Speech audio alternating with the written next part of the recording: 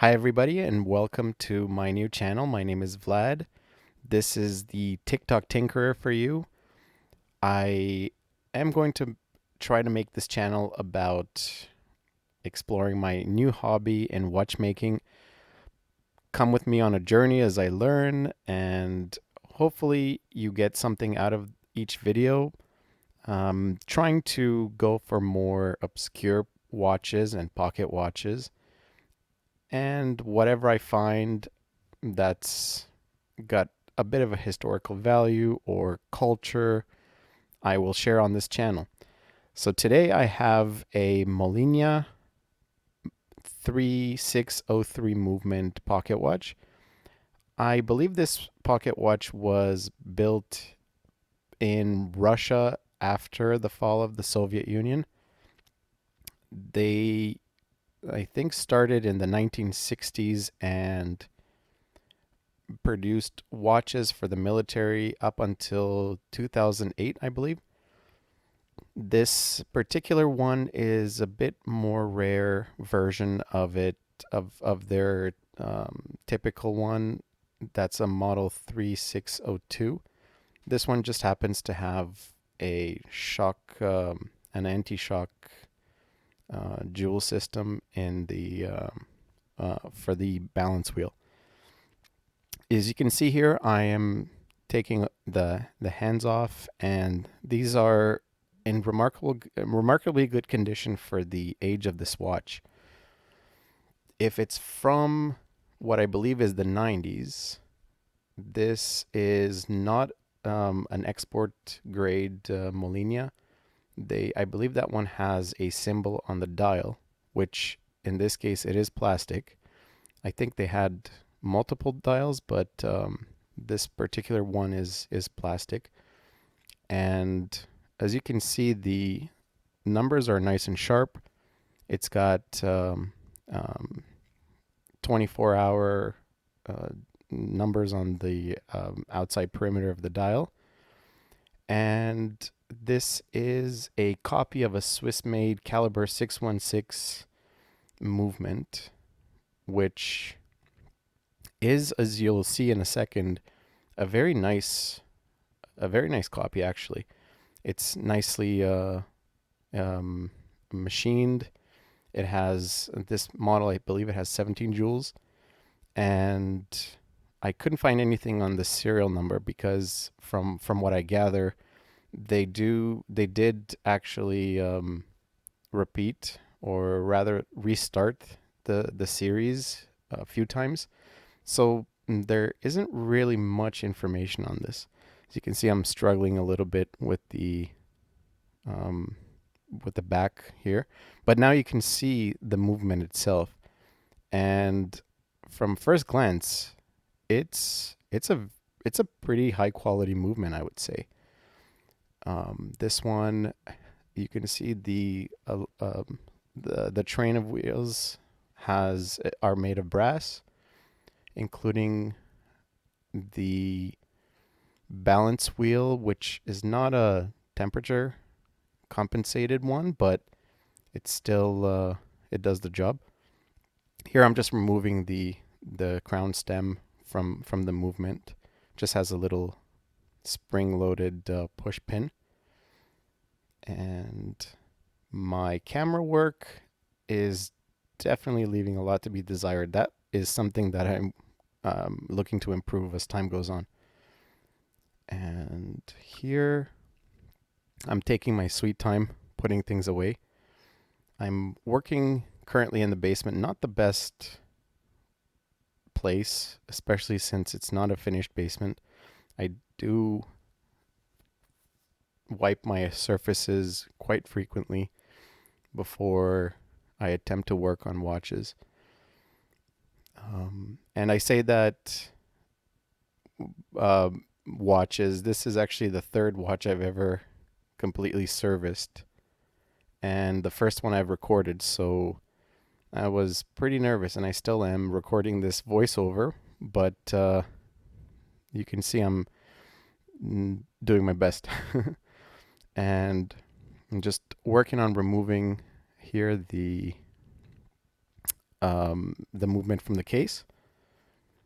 It has two two screws, um, quite opposite each other. These are, I believe, 1.6 millimeter screws. I'm using the largest, or the, no, actually, these screws are, I think they're two millimeters. So I'm using the largest screwdriver that I own,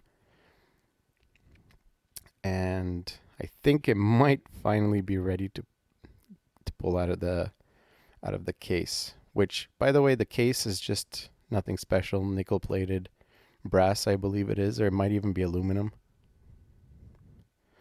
Noticed the back and the front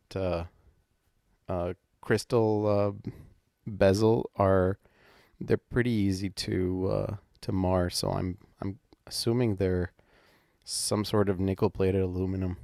I'm not even sure you can nickel plate aluminum. So please, if that's wrong, please correct me in the comments. Here there are two screws holding the dial in place.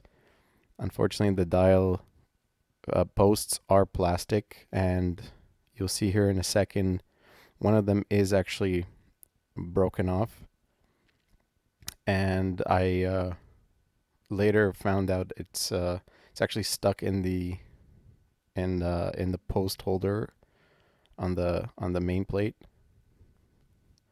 I'm just here taking my time using my pegwood to try to separate the dial from the movement.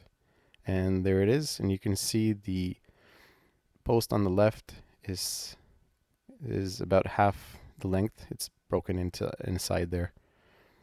And there it is. The dial side of the movement looks pretty nice. Nice and not scored. I don't see any evidence of this having been handled with bare hands. You would see patina. And there's the dial washer, the spring washer, and I'm just trying to see the condition of the teeth of the wheel. I'm just flipping it on its side. I should at this point get it into a movement holder. We'll see if I don't remember if I did this. Yes, there it is. Okay. I did film this video quite some time ago, so I don't quite remember how I took this apart. Hopefully, yeah, there it is. And yeah, so hopefully, from what I remember, there were some out of focus shots, and there it is. So once again, the business end of the movement is in view. So the first thing I'm going to be, by the way, the mainspring is completely down on this one. It's been sitting in the drawer for a couple weeks. I hadn't tried to wind it. The watch does run. I don't know how well. And I didn't own a time grapher at the time that I started working on this watch, so I don't have any baseline comparison. But here I am disassembling the balance bridge, and that's gonna require a bit of finessing on my part. I'm still learning my soft touch. I don't know if my hands are too big. Oh, oops. Well, my tweezer skills are not quite where they should be, and here I'm just putting the balance wheel into the top jewel, and I know that a lot of people who work on watches, they like to store the balance in in one of the jewel in the top jewel, just to keep it safe, keep the hairspring safe. And here you can see I am starting to disassemble the the spring system and the ratchet wheel for I believe it's the ratchet wheel for the spring, for the main spring, and it's got a left-handed thread. I learned that typically you'll see a screw with 3 vertical lines. Then you'll know it's a left-handed screw. I have encountered my first pocket watch. I've encountered the spring was not left-handed thread. I assumed most watches were, but in that case it wasn't. It's a Waltham model 1894. So here I am taking apart the ratchet wheel for the main spring, and looks a little greasy, but otherwise in good condition. Next, oh, and this there is a little plate that it just sits below the balance bridge, and that's what you saw me that fell out that you saw me putting away. Okay, and there's a little bushing that I've seen sometimes people forget because they're stuck on and they don't it sticks to it and then later falls out in washing, and then they don't know it's there and they never put it back. And so here's me disassembling the click spring. And this is a convenient click spring that you can easily just there's a hole where the actual spring sits, so you can just get a sharp piece of pegwood and just leverage it so that it clears the ratchet wheel, so you can unwind or let down the mainspring. I changed camera angles here. This is a side view, whereas before I had it top down, but I found it was getting in the way, so I switched to a side view. This is not ideal. I will improve this in the future. I'm still working on finding camera angles. I'm not working with multiple cameras, so that's another issue. And that was the click spring. Next, I believe I'm taking apart the train wheel bridge. Yes. So the nice thing I found on this watch, the bridges all have the same size screws, same size and length, which is nice. Actually, when I first took this movement apart, I did not record any, or I didn't take any photos. I didn't record any. I didn't watch the video when I put it back together. I just recorded the video and let it run, and yeah, I told myself I would try to put it back together from intuition alone. It's not too hard, but for me, because it is the third watch, it's something that made me nervous. So here I'm flipping the movement upside down because I remembered that I should remove the cannon pinion, and I'm fiddling with the movement to get it into the holder, so bear with me here. Don't remember how long I fiddled with it. Hopefully that's all it took. It's in there, and so might as well now just take apart the keyless works. And I was wondering why they called it the keyless works, but obviously my lack of knowledge is the answer. So pocket watches back in the 1800s, earlier than mid 1800s, maybe even late 1800s, still used keys to not only set the or not, to wind the mainspring. It used a key. It did not have a crown, so you'd have all these what are called hunter cases where they kind of have a double back. One's a dust cover, and the other one is for the movement. The other one is it prevents dust from getting into the movement when you're trying to wind it. And let's take a second to admire this beautiful out of focus shot here, where I'm disassembling the keyless works. So now keyless works is no longer requires a key to wind and set the time. Hence the keyless works. And here I'm removing the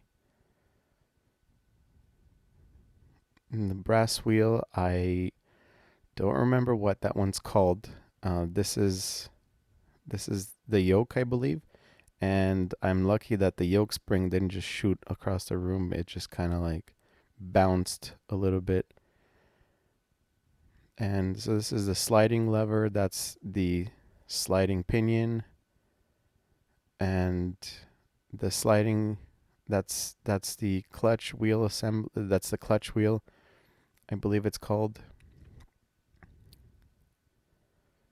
which allows the movement to, or allows you to wind the spring in one direction and freewheel in the other, sort of like a clutch. And now I'm removing the canyon pinion using my bronze tweezers. I don't have a canyon pinion removal tool, but in this case, it worked pretty well. And there it is. And keyless works is almost out completely. I just have that pivoting lever that's still there. I believe that might fall out. And I'm flipping it again because now I can finally take off the train wheel bridge and remove the wheels, the train wheels. And they're called the train wheels because these are the wheels that transfer the energy from the mainspring. They convert them into minutes and hours and seconds.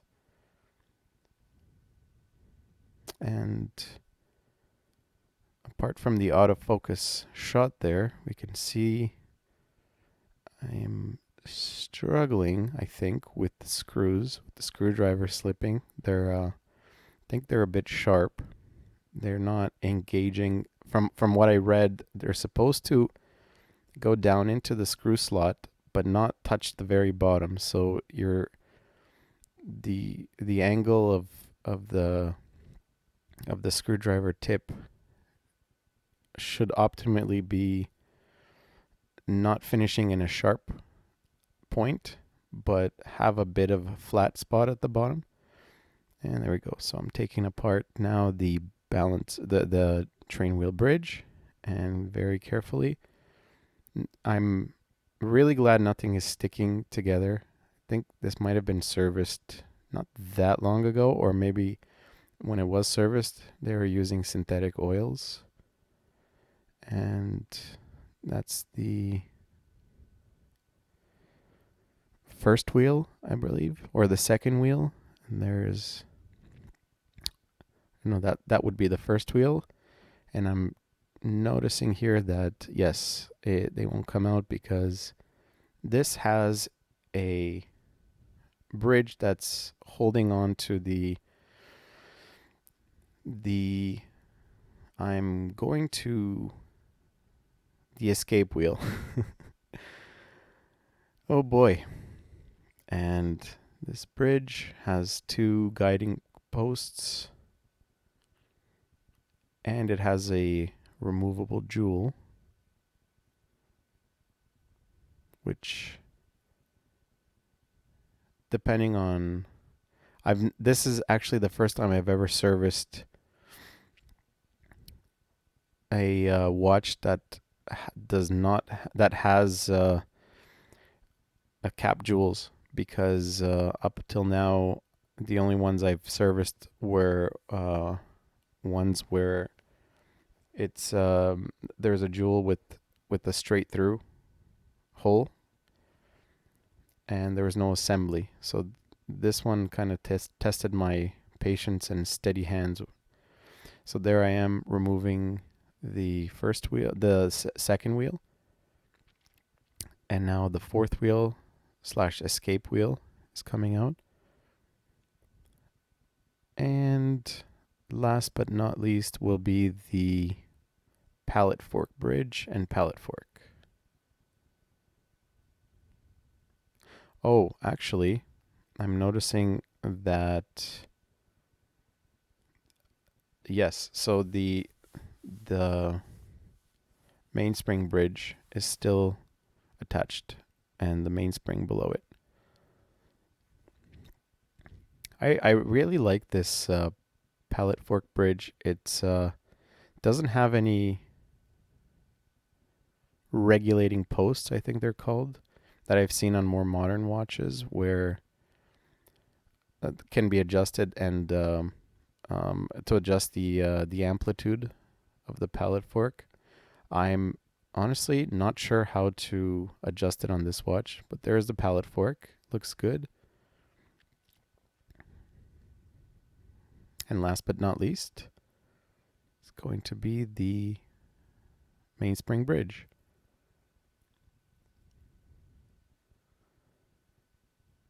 And again, screws of same size, same length, made this very easy to clean and reassemble. And I suppose having leftover screws is a no-no for watchmaking. I've remember my first real job was working in tech service and repairing laptops and desktops, and at the beginning I had a little box of leftover screws that I was collecting them into, and I'm glad to say that so far with watchmaking I have not had that issue.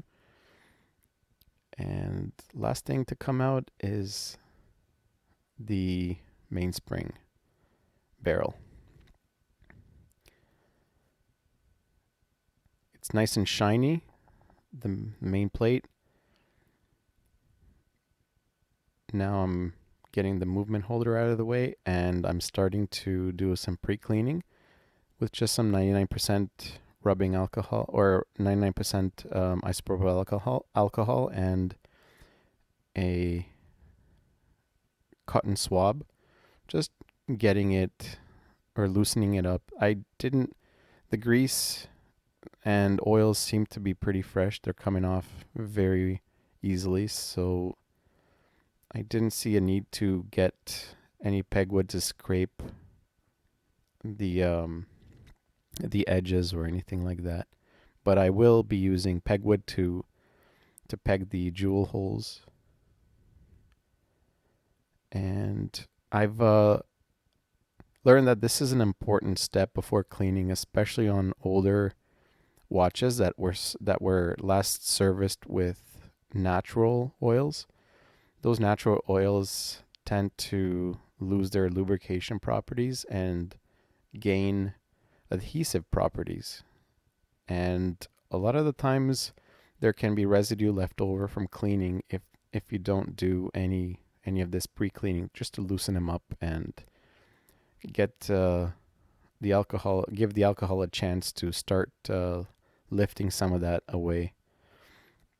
So it's good practice to do this, or good even in this case. So the base plate is done.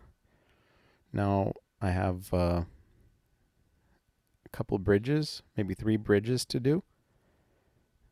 And just going over it with a clean cotton swab. Trying to look up, and believe it or not, I do look up occasionally just to see if everything's in focus. I don't have a marker on my mat to show where it should be to have it in the center of the shot. There we go. I'm using pegwood to just peg some of the holes, and might as well do the ratchet wheel as well. I saw some grease. It had quite a bit of grease on it. To me, that looks like it might have been a little too much. So that cleaned nicely.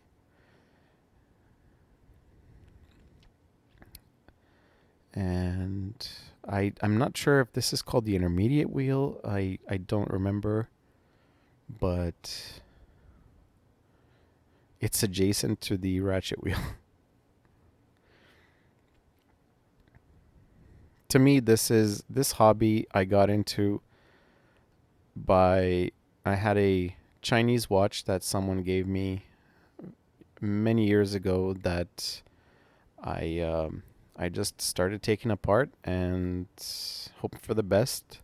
I've been watching videos for a good number of years now, so I was sort of confident that I could do it without ruining anything. So that was my first attempt, and here you can see that I'm loading some of these baskets with parts just to put into my ultrasonic cleaner. I have sort of a poor man's ultrasonic or poor man's cleaning solution. I don't have any professional cleaning machines. I'm not even using any of the correct chemicals. I'm using the slightly less pure hardware store chemical versions, or hardware store versions of those. For example, I'm using naphtha from a paint store, and I'm using isopropyl alcohol instead of an ammonium-based rinser. It would be nice to have an ammonia-based cleaner / rinsing just to get on tarnished parts to get the to metals to shine again.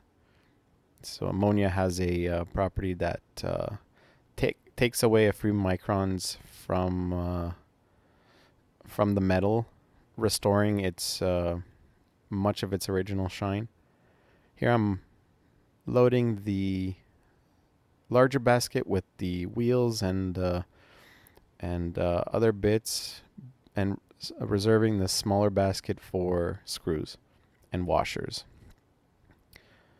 In this case, I have a poor man's one dip solution. One dip is used for, from what I recall, soaking the or cleaning, dipping the anything that's jeweled and there's hairspring. It's a slightly less harsh way to not dissolve any shellac that's holding on the jewels on the pallet fork, or the shock jewel on the not the shock jewel, but the jewel on the balance wheel. So here I have everything out of the ultrasonic solutions, and I'm starting to reassemble. Everything is going to go back pretty much in reverse. I put a little bit of HP 1300 oil off camera onto the barrel arbor. I should mention that most of my oiling in this video is done off camera, because Otherwise, the way I have my camera set up, my head would be in the way, so I try not to do that. This is an almost complete service, at least according to the video. So here I'm putting back the mainspring bridge. It's going in nicely. It has some, well, okay, I spoke too soon. Maybe it's not going in nicely. But it does have some, I believe here there is one of those shots I was telling you about where my head's sort of in the way. I took some HP 1300 and just putting it onto the post that's going to be riding into the mainspring bridge bushing. And yep, I am also learning how to use oilers, so my angles are not the best, so I'm not picking up that much oil, and I had to do it twice there, but there we go. Getting it back. It's nice that it has positioning posts so that it just kind of falls in and stays in place before attaching any screws. And in this case, I believe there are 3 screws that hold the mainspring bridge in place. And there I am again. That's my head magnifier. I'm using a 5x lens on it, and apart from oiling jewels, I do everything with that 5x lens. I don't wear glasses, but my eyesight has sort of gone downhill in the last few years, so I am most comfortable with a 5x lens. Here you go. Finally got the first screw in. Getting them in. I am getting better at it. Sometimes I'm fiddling with them. They sometimes jump. I've had it where I've had one screw that I've ever lost, never to be found again. I've lost screws before, but one I've never found. I was holding it too tight in between my tweezers, and I squeezed, and it just sprung across the room, and it happened to be a screw, one of the smallest screws that I've seen in a watch movement, so I never found it.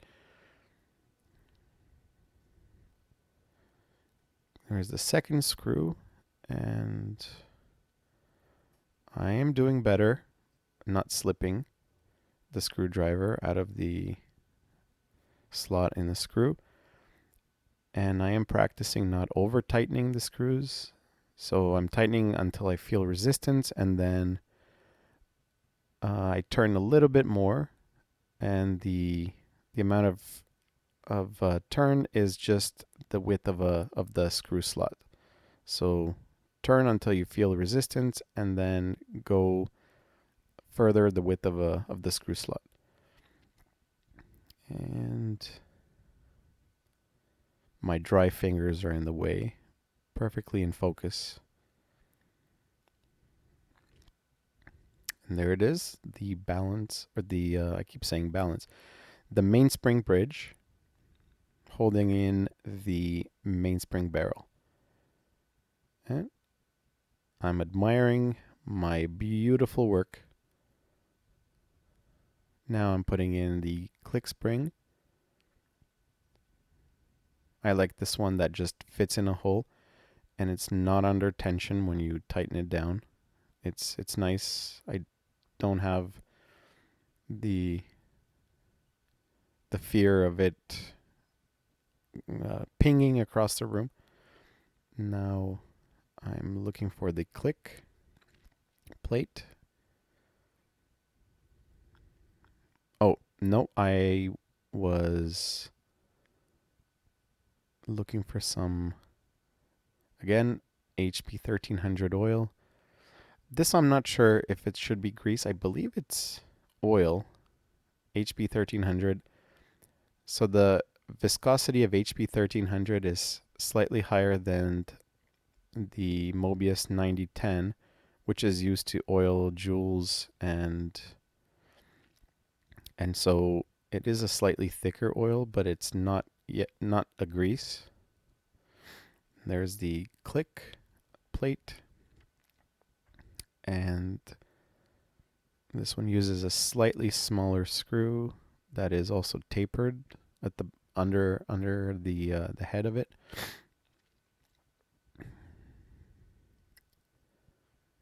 And I'm using my red, which I believe is a 1.8 millimeter screwdriver, or a 1.6, no, it's a 1.8, yeah. And testing it to see if it, yep, looks good. It's in there loose, the way it should be. Next, I believe I'm going to install the ratchet wheel for the mainspring. I was scraping because I didn't know if that was a scratch or some leftover residue. It's a scratch. So I put 2 little dots of, I don't have the Mobius grease. I'm using Molniya DX, and I my local store was out of stock when I went to buy the oils, so I really wanted to get started, so I got the Molniya, which, from what I understand, a lot of people use it, and as a substitute for the Mobius grease.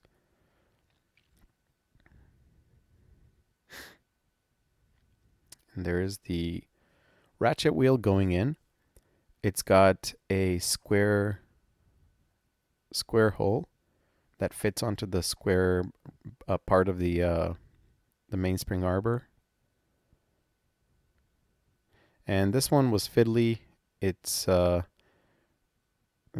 didn't go in very easily because, as I said, it is square, so you have to I had to line up the hole precisely, and not only that, but the click plate is in the way, further adding complexity to this fitting. But looks like I got it in, and putting in the screw. Okay, you can do it. There we go. Yep, it's this one. I do need a little bit of pegwood to hold the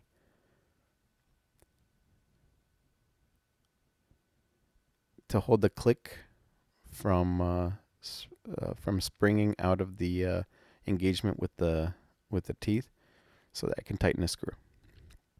And next, I'm going to call it the intermediate wheel, is going to go in, and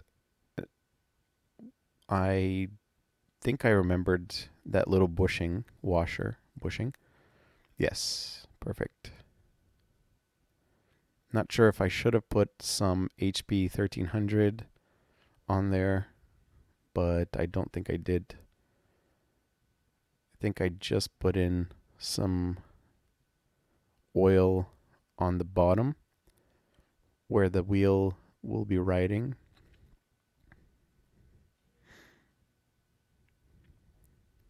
I don't know if I put oil or grease. We will find out. I'm going to say grease. So let's see. Put in the comment how many of you think it's grease, how many of you think it's HB 1300. I'm going to say grease. I'm going to say Molniya DX.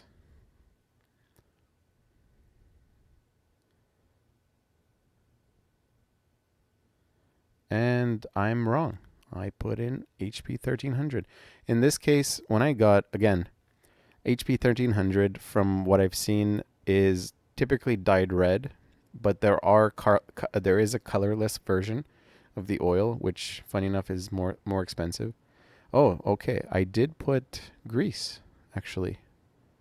Huh. Okay. So I have the colorless version because they did not have in stock the red version, the dyed version. So I did end up paying, I think, $5 more. That stuff is expensive. These oils are, I am in Canada, so in Canadian dollars, they're about 45 to $45 a bottle. And remembering that this is a left-handed thread screw, so it tightens in the counterclockwise direction. But to engage the threads, I did twist it in the clockwise. And now I'm just testing to see if there is adequate play, and there is in the mainspring barrel. So next will be the first wheel.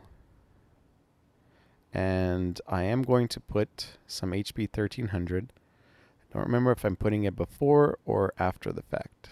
I think it's before. I am just inspecting to make sure that the post is clean.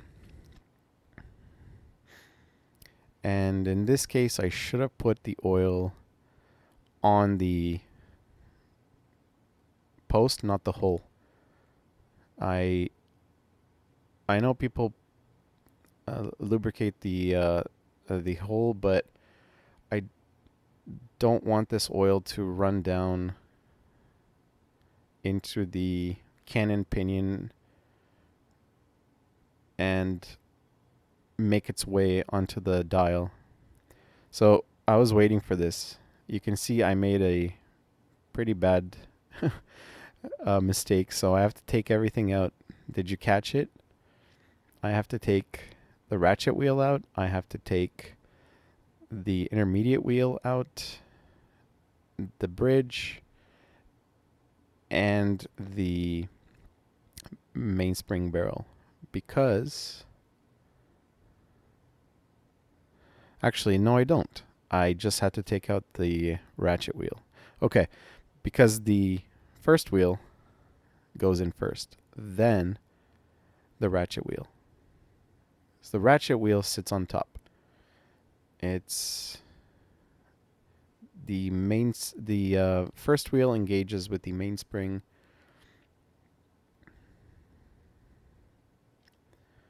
And here we go again, trying to line it up.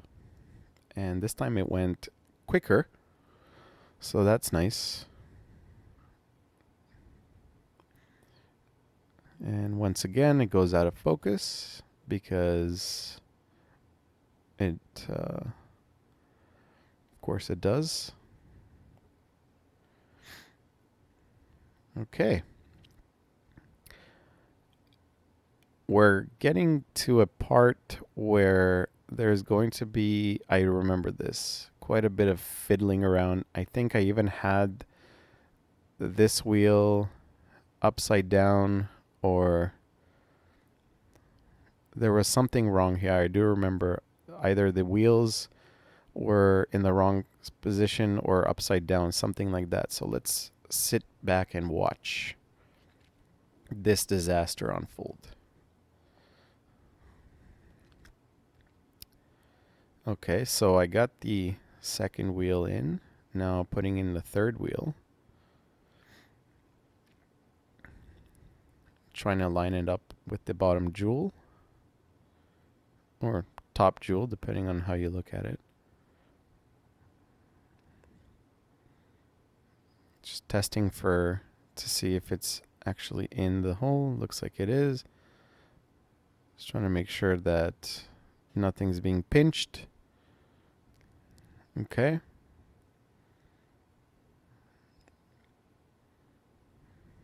Yeah.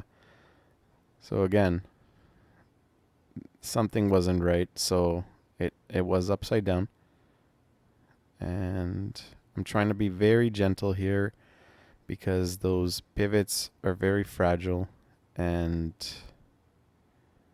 one twitch of the hand and yeah, I don't think I would be able to find parts for this movement, so I'm I was really hoping that I wouldn't have to put it into my watch graveyard, which I don't have one as of yet, which is good. It's good for my confidence, you know. Yeah, this is far too long, but you know what? I could have cut it.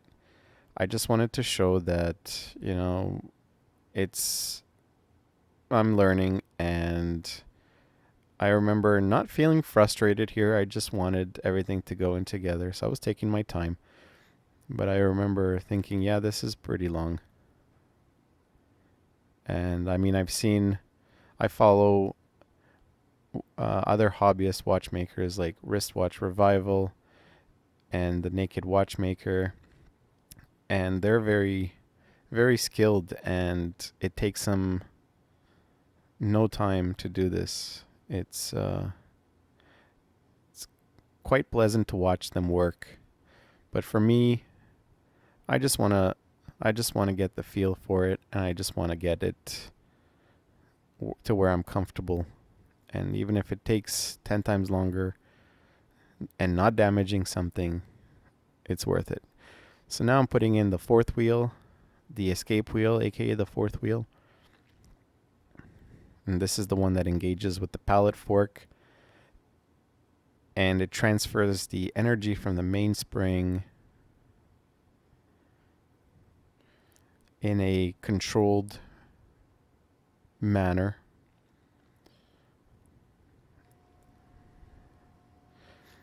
But I realized that I don't need to fit the escape wheel in order to put the train wheel bridge in. And looks like it fell into place, and all the pivots were guided into their jewels. Looks like all the wheels are loose and engaged with each other, and I think all is well. Now I can start putting in some screws to set this in place and call it good, because this was starting to get a little nerve-wracking from what I remember. I'm using, as you can see, the index finger of my left hand to guide the screwdrivers in. I don't have, because I am nervous, I don't have the steadiest hands, especially now that I've been fiddling with this and getting a little anxious. So I use that as a guide. And now I'm putting back the escape wheel. You notice I only put one screw on the train wheel bridge, so now I'm putting in the second screw on the other side to kind of lock it in place.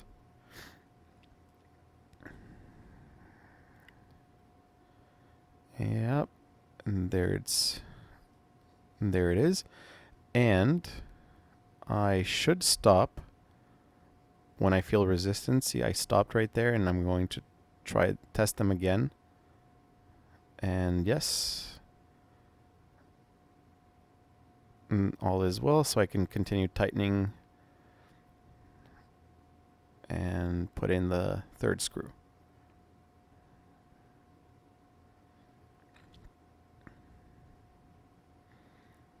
Which is going in now.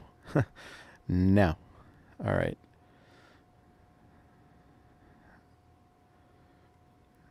By the way, if you've noticed, my movement holder has some signs of corrosion. It came like that out of the box, and rather than returning it, I just sanded it down and I greased it up. It was actually, for some reason, I'm not sure where the corrosion came in, but it was completely seized. It wouldn't it would not slide. So there we go. I'm putting in the fourth wheel / escape wheel bridge. Oh, looks, yeah, there we go. That looks good. That looks satisfying. So now I can tighten it down and be done with it for a long time. And there we go. And now I should give it a little test.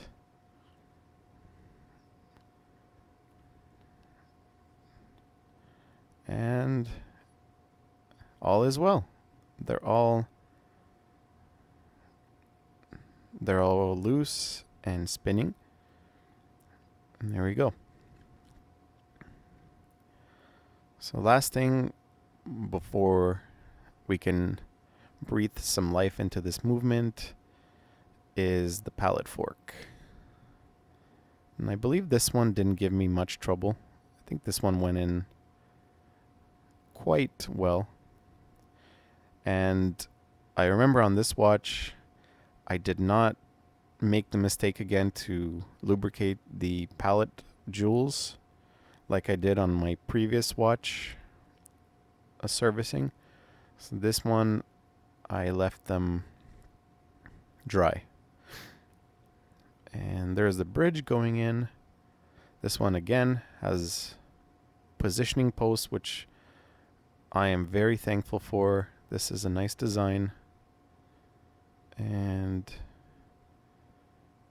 yep, I believe it fell into place. It's oscillating or pivoting. You can get the screws in. And these are, I believe, the same size as that click, mainspring click plate screw. And this really is a nice movement. I really enjoyed working on it. And even though it gave me some trouble, it's very forgiving, and it's, your typical, from what I've seen, typical Swiss movement.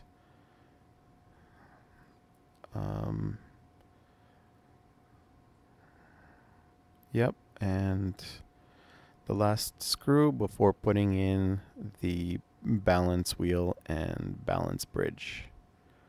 And I remembered I should test the pallet fork to make sure it's still pivoting before fully tightening the screws. Resistance and the width of the slot worth of turns. Okay, and there it is. I can almost see this running. Come on. Home stretch. You can see on that train wheel bridge, you can see the 3603 marking, and then the quote-unquote serial number is on the mainspring bridge. So here I actually had to get another pair of tweezers to hold the balance wheel while I flip it upside down. Anyways, I'm still very concerned that letting the wheel hang from the hairspring is, it still gives me that icky feeling, even though it's supposedly okay to let it hang from that spring, from the hairspring. Anyways, this one was a bit fiddly as well. It's a tight fit, but I do believe I got it in maybe 1 or 2 tries. Okay, that was an almost. Not quite. Come on. Get in there. There we go. I'd be very, very pleasantly surprised if this was on first try. I don't remember this being first try. That wheel should slightly oscillate when it's in both jewels. This one was giving me anxiety as well. So, that looked good. It looks like there we go. There we go. That's what I was looking for. Oh man. Okay, that's what it is. And there's no power in the mainspring, so that's just gonna stop down. And let's get the screw in and move on to the dial side. Yep.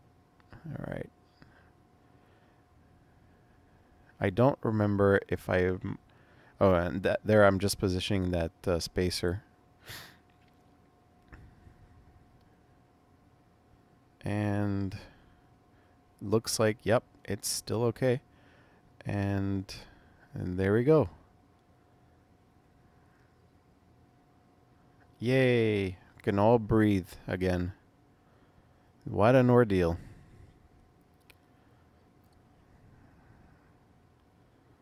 Yep, this now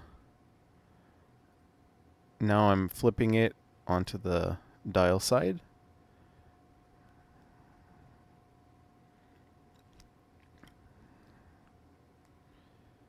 And still out of focus.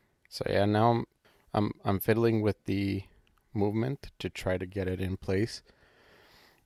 I for some reason I don't have much luck getting it the first time when I have to have it flipped onto the dial side. But anyways, I finally have it. And the first thing I'm going to start putting in are the sliding pinion and the clutch, the sliding clutch wheel.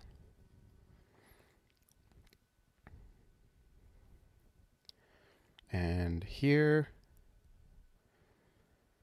I'm putting some HP 1300 on the posts of the wheels that engage with the sliding pinion and that transfer the rotational motion to the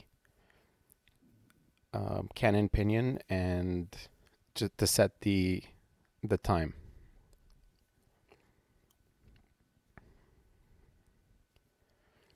One thing I should mention, I don't remember if I'm doing this on camera or off camera, is I lubricate. So here you can see I'm putting onto this square side of or the square area of the setting stem that engages with the sliding pinion. That one gets a light coating of grease on all four sides, and then the rest of the stem gets HP 1300 Mobius.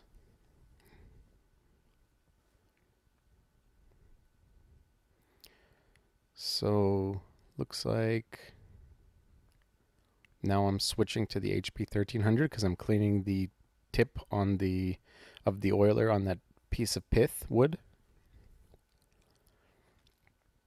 And there's my head magnifier in the way.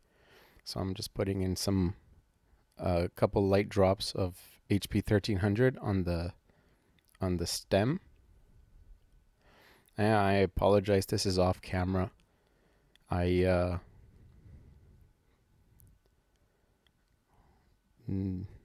probably not doing a good job explaining what I'm doing, but anyways, here I start to assemble the keyless work. So the sliding clutch wheel, and then the sliding pinion, and so the sliding pinion has a couple patterns of teeth. On one side, it's a soft tooth pattern, and that's what allows it to act like a clutch in reverse. And on the other side, it's just a straight geometric tooth pattern that engages at 90 degrees with the with the setting wheels.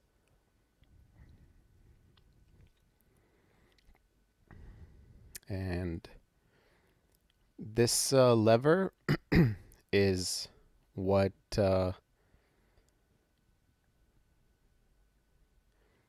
allows, so it's two functions. One, it pivots to allow as you pull the stem out, it pushes against the sliding clutch wheel and it engages it with the cannon pinion.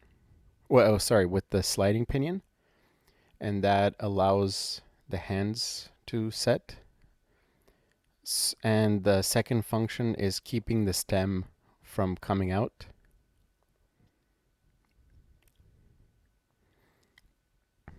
And so here I am getting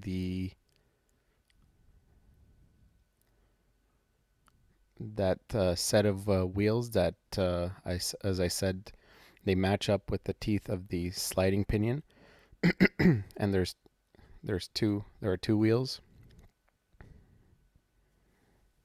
And here it's a little fiddly because it has to fit on the post, and at the same time it has to engage. It's quite a tight mesh of the two wheels. So it took me a few attempts to get it seated properly. And you can see I'm not quite there yet. It'll just fall in place. Still messing with it. I'm even trying to flip it upside down, like that's going to make a difference, right? And looks like now it's displaced the other wheel. Okay. Boy, I was having a lot of trouble that day. There we go. Looks like it's good now. Next, I'm going to get the yoke installed and the yoke spring. And this has a brass pivot, and it's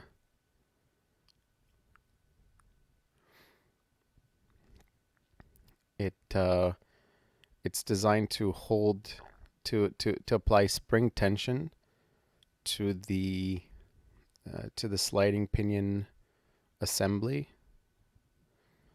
and in combination with that lever that's on the edge there, and the bridge plate, it allows for the stem to have two mechanical positions that it can be in. One is for obviously for winding, and the other one is for setting the time. So here I'm positioning the yoke spring, and the proper procedure in this case, I suppose you could do it with the finger, but to hold it with a piece of pegwood, just in case it decides to become airborne and fly across the room. Again, I'm not entirely sure that finding parts for this movement is easy. I could be wrong, but in this case, I don't want to ruin the tip of my tweezer, so I'm using a second piece of pegwood to push the spring so that back into tension. And looks like, yeah, did it. Now I'm just trying to make sure it's seated all the way down properly. And looks like the yoke slipped out of its slot on the sliding pinion, so I'm positioning it back onto it. And now, while doing that, it's a good time to insert the stem and test that everything is rotating freely. So as I said, that stem has a square, a portion of it is squared off, and the sliding pinion and the clutch wheel, the sliding clutch wheel, also have a square hole going through them. So now it looks like the stem is in place, and the last thing to do is to put on the last two sets of wheels before attaching that bridge. And I'm just realizing that right now that there's a portion of it that holds this wheel down. putting in a bit of grease onto that. There's a raised collar onto the bottom of that the wheel rides on. So suppose 2 drops of grease is a bit much, but anyways, 1 drop of grease would have been enough, and a bit of HP 1300 on the post. And I apologize, it's out of focus, but there it is. The wheel has to engage the setting wheel has to engage with those 2 intermediate transfer wheels, and you can see this bridge holds it down. And with this one, it's brass, so I believe that it's not really necessary to grease it up because brass is softer than the that steel. But again, I could be wrong. It shouldn't really make that much of a difference because I mean it'll only turn when you're in the time setting mode. Aha. There's this screw is giving me trouble because that bridge, it doesn't have any guiding posts. Not only that, but it's slightly sprung the way it's designed to have that lever on the top. See how it engages with that little post on that pivoting lever. So that's giving spring tension to that lever. And I guess the anticipation of me finishing up this service, oh boy, that's amateur moment right there. I think I'm switching to the other screw hole, and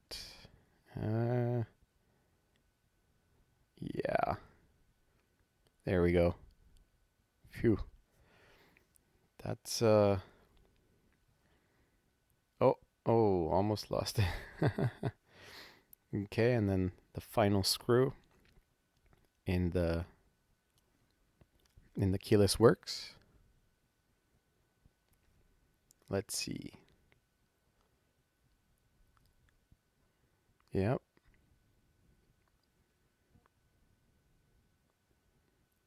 All right, everyone. Let's keep quiet so that the man can. There we go. Oh, slipped out a little bit. Okay. I think we're good. I think we're. Don't forget to add the final wheel that sits on top of the canyon pinion. The cannon pinion will get a drop of grease on the surface below, as well as a couple drops of so there's some grease there onto that little post. Again, that's what gives the stem the 2 positions. It's just 1 additional drop of grease should do the trick. By the way, that area, that white area that I said is pith wood, that's really good for retaining debris and oils and cleaning the tip of these oilers. And I'm using the smallest oiler that I have, and I'm just spreading the grease a little bit and testing that it's a smooth, it's not binding, and it's smooth to set the time. I'm winding the spring here and testing to make sure that I'm gonna give it a full wind here and then test to make sure that that the time can be set correctly without a lot of resistance. It should be smooth.